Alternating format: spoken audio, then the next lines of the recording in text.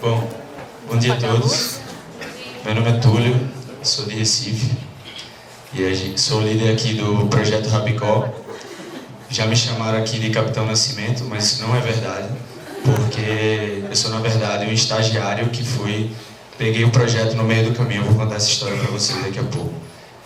Passo aqui para o pessoal se apresentar. Meu nome é Clesivan, eu venho da Universidade Federal do Ceará. Meu nome é Guilherme, eu sou também de Recife, mas faço doutorado em São Paulo, na Universidade Federal de São Paulo. Eu sou Joaquim e estou muito contente de participar no projeto Porco Kepler.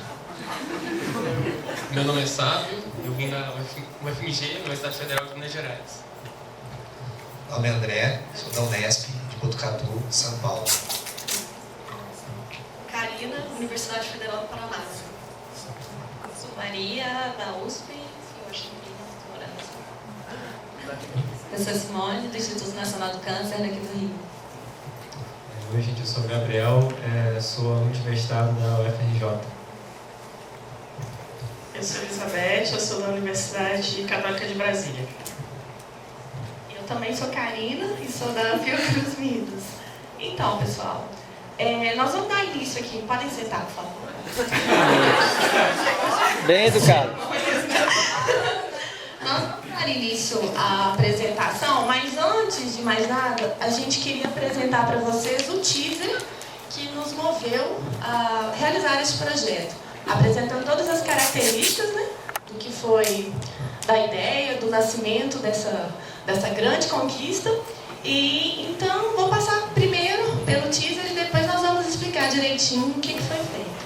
Então vamos dar início à apresentação. Prestem bastante atenção, porque isso vai ser crucial para o entendimento de todo o projeto, ok?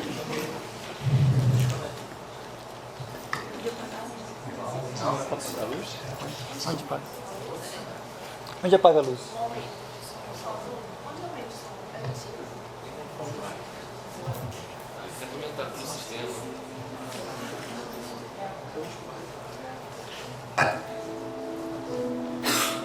We've always defined ourselves by the ability to overcome the impossible.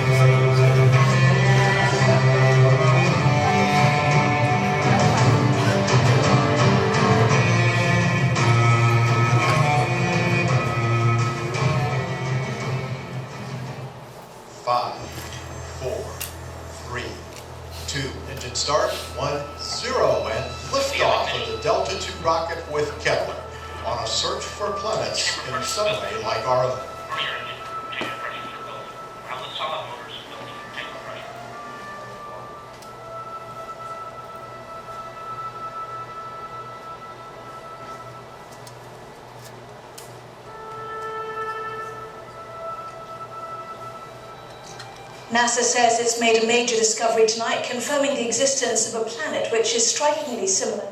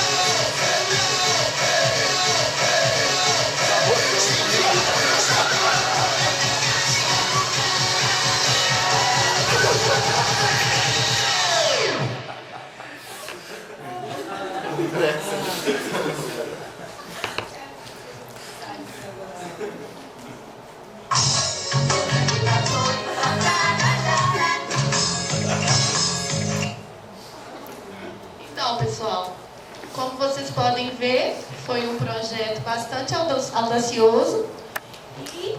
Cadê? Alô?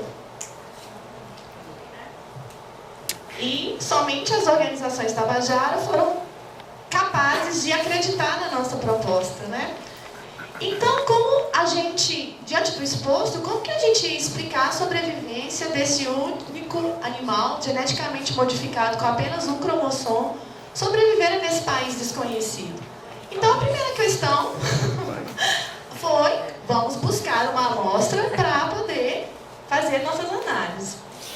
E aí, o que a gente fez? Para responder, então, a nossa pergunta, nós enviamos o nosso robô R2-D2 até Kepler para coletar a amostra do Rabicó e realizar o RNA-seq. Olha que eu vi. Não sentido disso. Bom, nós utilizamos, então, amostras da orelha dos porquinhos, um que estava aqui na Terra e o outro lá em Kepler, para fazer a extração. Ok. Para fazer... É o mesmo porco. Para fazer a extração do RNA total e o enriquecimento da nossa amostra para poder retirar qualquer excesso de RNA ribossomal, etc., para comprometer a nossa qualidade de análise. Então, nós usamos o método isocloroform e utilizamos a purificação com kit. Usamos o kit RiboMinus para poder fazer essa purificação, esse enriquecimento de RNA mensageiro. E assim, fantástico, que a nossa análise de integridade no Bioanalyze deu 20 de 10, né? A gente, assim, a amostra com alta qualidade, foi assim, sensacional. Então, fizemos síntese de cDNA para construir a nossa biblioteca e foi informado durante o andamento do projeto que o sequenciamento por Illumina HiSeq do tipo Pair-the-End e seria realizado na China. Aí a gente já ficou um pouco assustado, né? Mas ok, parceria, parceria, e é para isso que nós viemos. Aqui eu vou passar então a palavra para o nosso líder, que ele vai contextualizar para vocês e explicar de uma forma melhor o que foi realizado.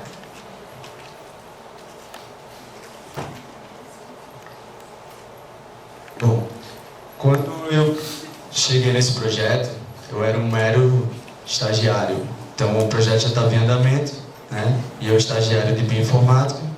Cheguei lá motivado para fazer análise e tal. Estava lá eu no meu cantinho, trabalhando. De repente chega um e-mail de um secretário da diretoria, né? Com uns arquivos anexos, dizendo, ó, a gente tem umas amostras aí do projeto do porco, né? E a gente quer que você compare, faça uma comparação, foi um experimento de RNA-seq, e a gente quer que você faça uma comparação para a gente ver o que está acontecendo no metabolismo dele. Está certo, mande aí. Mandou, veio uma amostra do porco lá de lá, e tinha uma amostra do porco que foi geneticamente modificado na Terra, mas até então não tinha muita informação. A informação que me passaram foi, ó, é o seguinte, a gente sabe que esse porco, ele não tem todos os cromossomos, né? E só tem uma amostra, e esse porco é híbrido com bactérias, né?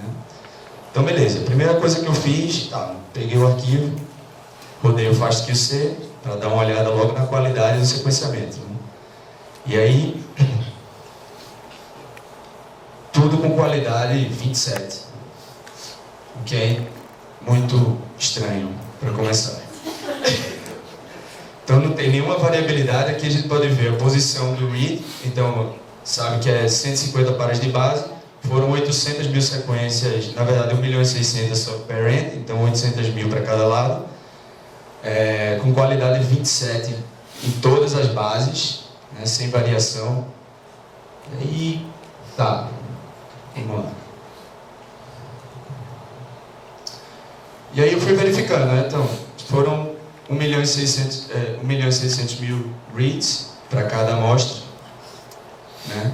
E aí o que eu fiz? Eu fiz, ó, já que não tem todos os cromossomos, eu preciso identificar quais os cromossomos que estão presentes na amostra, né? Só que eu não ia dar blast o FASTQ, né? ia demorar 800 mil reads para cada um. E aí a estratégia que a gente fez para identificar foi fazer uma montagem, e aí a gente utilizou o Oasis, né? Fizemos uma montagem de novo, que a ideia é reduzir a dimensionalidade, identificar os transcritos preditos e a partir daí fazer o blast. Então foi isso que a gente fez.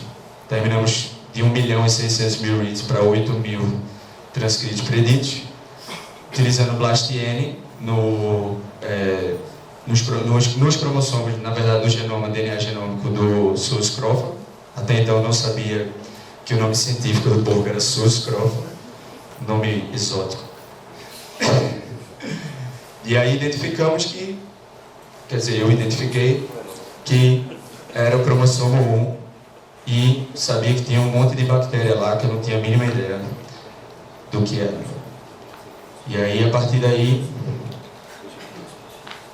vamos ver tentar explicar como isso aconteceu e como é que esse porco sobrevive lá naquele planeta Kepler. E aí, a partir daí, foi feita uma estratégia para poder separar o que é DNA do porco, o que é DNA da bactéria. Desculpa, DNA do porco e DNA da bactéria. E aí fizemos um alinhamento daqueles reads originais na referência do cromossomo 1 das duas amostras, utilizando tentamos duas estratégias. Na verdade, utilizar top hat, a gente viu na literatura, um artigo da Nature, na literatura, que tem um pipeline de análise de RNA-seq. Utilizamos o STAR também para depois fazer algum comparativo.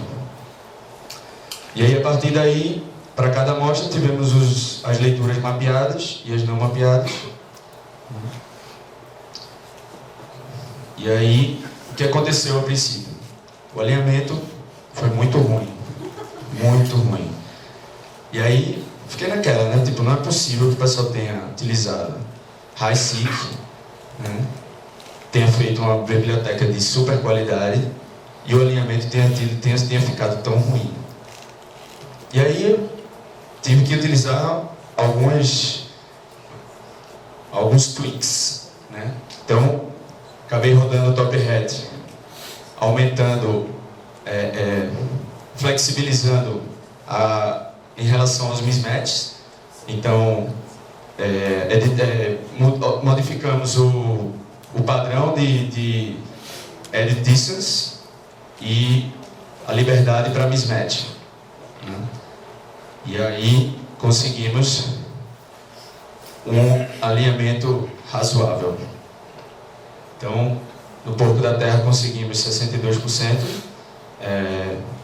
geral, e aí com 12% de alinhamentos múltiplos, né? Aqui temos informação do top hat que ele passa do que concordou em relação ao parent, 12%. No STAR a gente conseguiu 56% total e com 5% de alinhamentos de leituras que mapearam em mais de um lugar.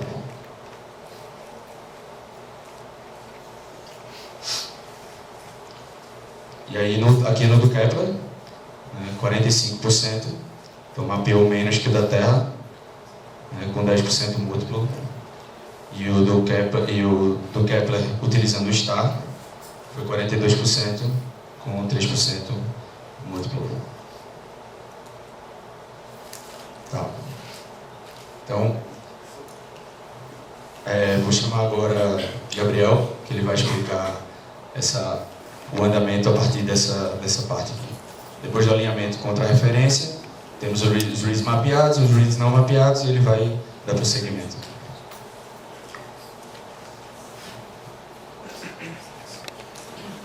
Bom, gente, então a gente dando continuidade aqui ao pipeline de análise. A gente tinha as reads mapeadas e as não mapeadas, né, com relação à referência do cromossomo do porco. Então a gente usou aí o SANTools para fazer a conversão de SAM para BAM, ficar compactado o arquivo de alinhamento, e para fazer indexação desse arquivo, né, para uso posterior no Cufflinks. Então a gente usou o Cufflinks para fazer a montagem dos transcritos que foram mapeados, né? Utilizando a noção do mundo do porco como referência. E usamos o CuffMerge e o CuffDiff para tentar fazer alguma análise de expressão diferencial entre o porco do espaço e o porco da Terra. Então, no caso, na hora de fazer a expressão diferencial com o CuffDiff, a gente usou um parâmetro de log2 de fold change maior que 1 ou menor do que menos 1 para considerar genes diferencialmente expressos entre as duas condições. E daí a gente identificou esses genes diferencialmente expressos e obtivemos a sequência FASTA, que vai ser usada no próximo passo do pipeline. Enquanto isso, para os reads não mapeados, a gente fez uma montagem de novo, porque tinham várias espécies de bactérias diferentes ali. Então a gente não teria como usar uma referência específica, né, para isso. Então para isso a gente usou o Trinity e montamos um transcriptoma para os reads não mapeados na Terra, do porco da Terra e do porco de Kepler. Então nós identificamos os genes bacterianos e obtivemos a sequência FASTA. Importante ressaltar que a gente não fez expressão diferencial, porque nós fizemos montagens individualmente para cada amostra. Então nós não comparamos com um transcriptoma de referência, que seria juntando, né, os dois. Então nós fizemos algumas análises para tentar ter os metadados assim, dessa etapa de expressão diferencial. Então, a gente escolheu seguir as análises com as reads que foram mapeadas como top hat, analisadas como cufflinks. Então, por exemplo, usando esse filtro que eu tinha comentado de log2 de fold change maior do que 1 ou menor do que menos 1, a gente conseguiu 222 genes upregulados no porco de Kepler em relação ao porco da Terra, e um pouco mais, 422 genes downregulados no porco do espaço em relação ao porco da Terra. E foram números similares que a gente conseguiu para o Star também, foi uma ordem de 200 e pouco para o upregulado e 400 e pouco para o não regulado. Enquanto isso, para aquelas reads que não mapearam na referência do porco que a gente montou de novo com o Trinity, a gente identificou 1.500 transcritos preditos no porco da Terra e 2.000 no de Kepler. Então a gente fez um plot, um Volcano plot, normalmente é utilizado plotando-se o valor de P aqui no eixo Y e o log de fold change no eixo X. Então assim você tem uma estimativa da distribuição do fold change na sua comparação aqui no eixo X, enquanto que uma estimativa de distribuição da significância no eixo Y. Então aqui a gente vê que a gente consegue separar aqui esses dois. Aqui é o zero, né, no meio. Então a gente tem amostras, tem genes que estão downregulados, no caso, para esse lado, e upregulados para esse lado aqui. E a gente consegue alguns genes com um valor de P baixo. Mas assim, essa análise aqui não faz tanto sentido, porque a gente tem uma réplica só de cada condição experimental. Então a gente não tem uma ideia boa da variância dentro dos grupos. A gente só tem de 1. Mas a gente consegue ver que tem vários genes com um fold change aqui interessante, maior do que 1, menor do que menos 1, como eu tinha mostrado já para vocês. Então aqui a gente está plotando a densidade de genes mapeados por log de FPKM. Então, isso aqui ajuda a gente a entender se nossos genes estão seguindo uma distribuição normal com relação à expressão nas duas condições. Então aqui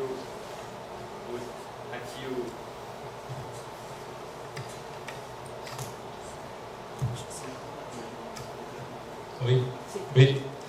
Então aqui o laranja seria o porco de Kepler, enquanto que o azul seria o corpo da Terra. A gente vê que as duas amostras têm uma distribuição similar ao normal. Posso falar assim? Vocês estão me ouvindo? Mas aí aqui não vai captar. Desliga os dedos. Marisa, acho que a câmera não vai captar depois. Tá. Oi. Então a gente consegue ver aqui que tem uma distribuição similar à normal para as duas amostras, um pouco de Kepler e um pouco da Terra. E aqui, no caso para as redes não mapeadas, que seriam as redes de bactéria, a gente também tem uma distribuição similar à normal, embora não tão similar assim. Quase não. Quase não. Então aqui a gente só fez um heatmap utilizando os valores de FPKM, nesse caso das amostras do porco mesmo que mapearam, né? Então a gente consegue separar aqui, usando a função heatmap no R. Consigo ver 4 grupos principais de amostra de genes aqui. Então, genes então quanto mais amarelo, mais claro, menor o valor de FPKM, no caso. Então a gente consegue ver aqui genes que estariam upregulados em Kepler, genes que estariam downregulados em Kepler, em relação à Terra, e genes que estariam em níveis similares na Terra e em Kepler, só que os níveis absolutos deles seriam diferentes, né? Então aqui genes que estão altos nos dois, em vermelho aqui, e genes que estão baixos nos dois. Então com isso a gente seguiu o nosso pipeline, e agora eu vou chamar o Will para continuar.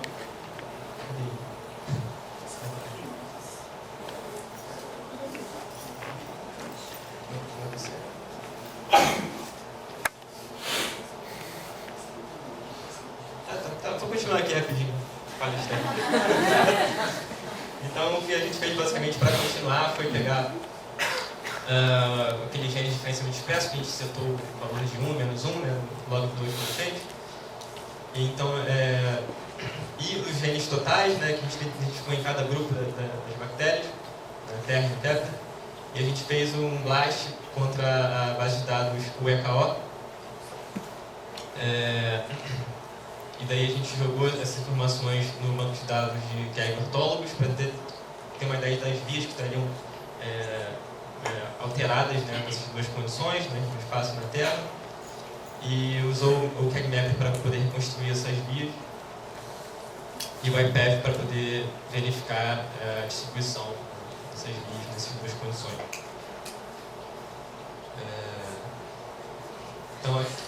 Então aqui, com relação a esse blast dos transcritos das redes não mapeadas, a gente conseguiu identificar 209 espécies na Terra e 306 em Kepler, sendo esses valores aqui para essa bactéria aqui. O que é? É uma bactéria envolvida com infecção dentária. A bactéria envolvida com periodonte. Então a gente acha que o porco pode ter ido lá para o dentista. E 332 espécies em comum. Né? Então essas espécies aqui são específicas da Terra e de Kepler, essas aqui seriam em comum. E com relação a identificadores de KO que a gente encontrou, né, para Kepler a gente conseguiu 185 e para a Terra 79, então específicos aqui para essas condições. E 430, então 430 em comum.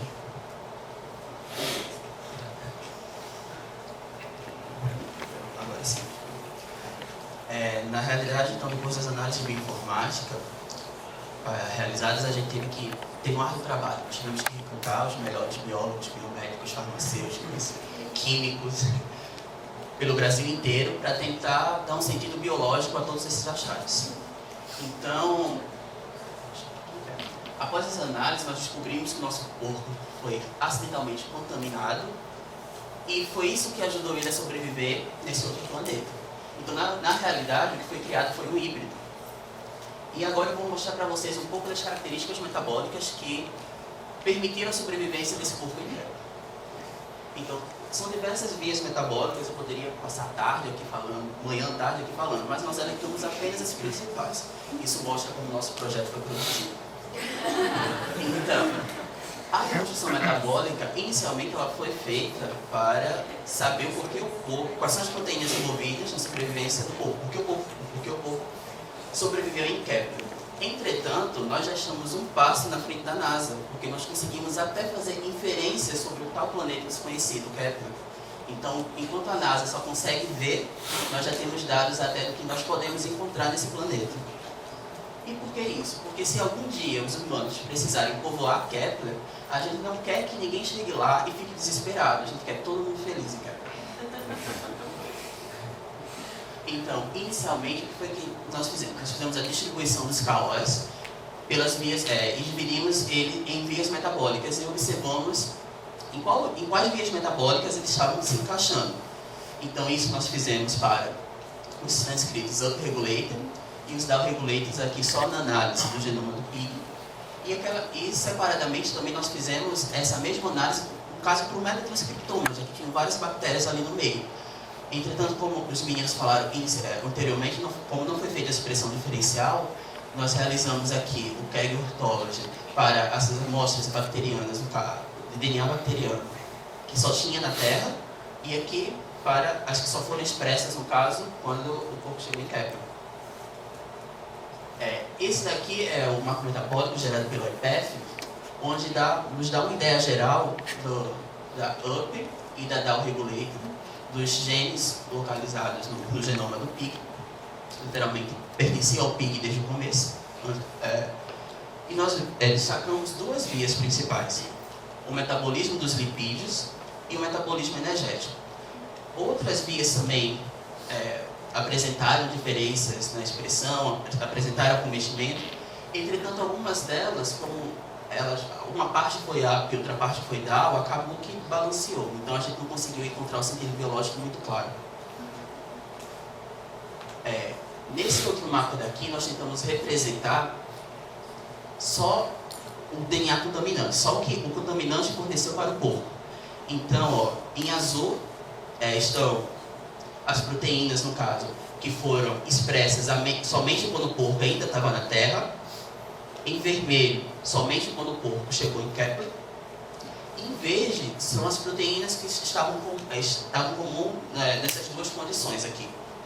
Então, reforçando que sim, existem vias metabólicas que foram completamente alteradas quando o porco chegou nesse novo planeta.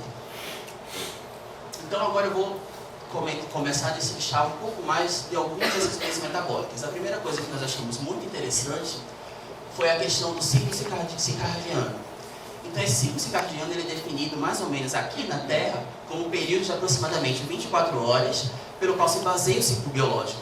Entretanto, é importante ressaltar que essa definição de ciclo circadiano vale para a Terra. Entretanto, a gente não sabe se esse ciclo seria o mesmo em outro planeta, porque a gente não sabe se um dia lá duraria 24 horas também. Mas, de maneira geral, o que nós percebemos é que esse ciclo é extremamente importante porque ele media a expressão de alguns genes. Alguns genes são muito mais expressos durante o dia do que durante a noite. E isso tem muita relação, principalmente com a luminosidade, já que durante o dia nós conseguimos produzir vitamina D, dependendo do horário. A vitamina D pode ser um cofator para muitas proteínas e por aí vai. Então, nós observamos que essas duas vias metabólicas, elas sofreram alteração. Então, inicialmente, nós observamos que uma diminuição da regulated da proteína Rho. A proteína Rho ela apresenta atividade transcricional, ligando-se ao DNA e modulando a expressão de alguns genes. Interessantemente, essa proteína Rho, normalmente, ela está upregulated nos organismos que geralmente são terrestres, principalmente durante o dia. Entretanto, aqui, só com esse ciclo, a gente não sabia se essa questão da downregulated, por exemplo, seria por conta do dia ou da noite em Kepler. Mas na outra via metabólica, deixou claro que nós vimos a upregulated da proteína G, que é uma proteína ligante de guanina, Entretanto, essa proteína G ela foi upregulated apenas no início da noite, tarde da noite e praticamente na madrugada, ou seja, quando estava escuro. O que nos levou a crer o seguinte, que até pelas características do planeta, Kepler fica muito distante da sua estrela anã. E possivelmente a luminosidade lá é muito menor. Então o organismo ele teve que se adaptar e começar a aumentar a sua transcrição, a produzir mais proteína mesmo na ausência de luz. Quanto à questão do metabolismo energético, nós observamos que sim, o corpo, o pig, o rabicó, ele tem metabolismo energético. E aqui nós observamos que a proteína que está antes do ciclo de Krebs, ela estava upregulated, o que nos leva a crer que, por inferência, esse ciclo também estava upregulated. E que isso gerava uma grande produção de ATP. Mas aí alguns questionamentos começaram a aparecer. Inicialmente, o ciclo estava funcionando, ele estava gerando energia, mas será que havia alimento em Kepler? Qual seria a principal fonte de energia de um ser autótrofo ao chegar em Kepler? Então, nós perguntamos também se haveria oxigênio em Kepler e como viveriam os seres aeróbios. Então, conseguimos responder algumas coisas, por exemplo, deixa eu só passar, depois eu volto para cá. Aqui. Então, uma das nossas justificativas de modulação do metabolismo é que o corpo ele foi muito versátil no controle, no controle da regulação dos seus principais genes. Então aqui a gente cita, por exemplo, o metabolismo de glicose de maneira geral, o metabolismo energético, que na Terra o porco ele tinha a via da galactose intacta. Quando ele chegou em Kepler, a gente percebe que o gene a proteína lactase, ela diminui a produção dela é diminuída, ou seja, o gene que codifica a lactase fica down-regulated. E a gente tentou buscar alternativas, buscar teorias para tentar explicar isso. O porquê não da produção de lactase. Então o que a gente percebeu foi o seguinte, como eu já havia falado anteriormente, que o rabicó apresentou uma alta capacidade de modelar a expressão de proteínas essenciais, e o que não era essencial para ele no novo planeta, ele simplesmente modulou. Ele disse, não vou expressar isso porque para mim aqui isso não é importante. Então, na Terra, ele ainda era criança, então ele mamava. Então a principal fonte da alimentação dele era o leite materno. Então, ou seja, ele usava a lactase para converter a lactose em galactose e ter toda a via aquela via que eu mostrei anteriormente, toda a via da galactose, gerando energia. Entretanto, quando ele chegou em Kepler, ele não tinha onde mamar. Então ele sofreu um pouco no início, mas assim, nada que um ser extraordinário como o nosso super porco não pudesse resolver. Então, nós ficamos intrigados, a verdade foi essa. Como será que ele conseguiu energia num planeta completamente distinto? Então, o que nós observamos foi uma total simbiose, ou seja, realmente a contaminação do DNA bacteriano do porco inicialmente foi a salvação. Ou seja, bendito foi o estagiário que contaminou o órgão desse porco. Porque na realidade o que estava acontecendo aqui era uma total simbiose, porque as bactérias elas estavam responsáveis por produzir lipídio.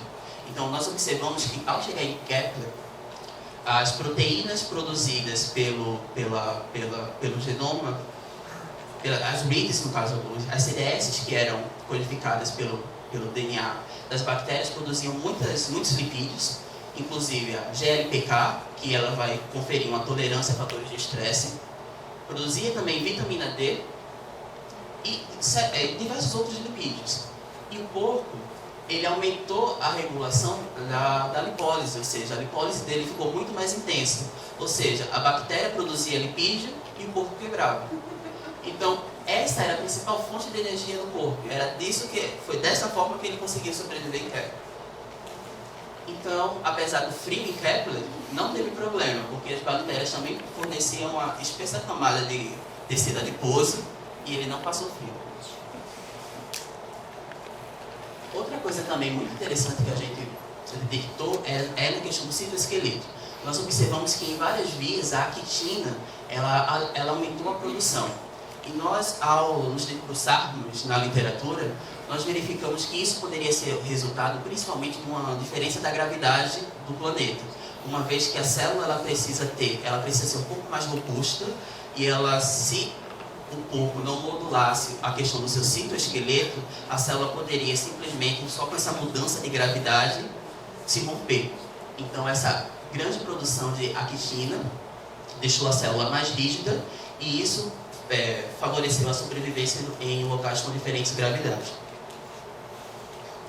E por fim, outra via que nós achamos muito interessante foi a via de reparo, que nós vimos que tanto o DNA da bactéria forneceu a ela, como o corpo também upregulou o seu sistema. Então, o Rabicó apresenta importantes vias de reparo, e isso vai fazer o quê? Vai manter a integridade do DNA, evitando mutações, já que a gente não sabe como... a NASA não chegou até esse ponto, em mostrar se existe alguma camada que vai proteger o planeta da radiação. Então, assim, nosso corpo está protegido, sem problemas. Então, metabolicamente falando, nós chegamos a essa conclusão, que nosso corpo, ele é focado. Em várias línguas, assim. E eu uso muito conclusão. Então, nós descobrimos que o responsável por essa contaminação bacteriana, durante o experimento inicial, foi feito por um coreano, mas infelizmente ele não está entre nós para contar sua versão da história, muito menos para colher os louros deste sucesso, porque, como vocês sabem, como ele chama? O coreano, ele é ditador, ele é bem rigoroso com esse tipo de questão, e é muito simples para ele mandar eliminar qualquer pessoa que passar pelo seu caminho. Quer fazer? Pois é, para concluir, eu queria agradecer a equipe multidisciplinar que participou dessa análise, né? Como vocês podem ver, além de termos bioinformatas, bioquímicos, biólogos, uma equipe maravilhosa, mas são todos mágicos, né? Como vocês podem ver, fazer isso tudo com uma amostra de cada condição. Então, fica a dica como conclusão do nosso curso, que no próximo experimento, por favor, convidem a equipe para participar do design experimental, certo? E, por gentileza, tenham um pouquinho mais de recurso para fazer umas replicadas. Agradeço a todos aí. Tchau.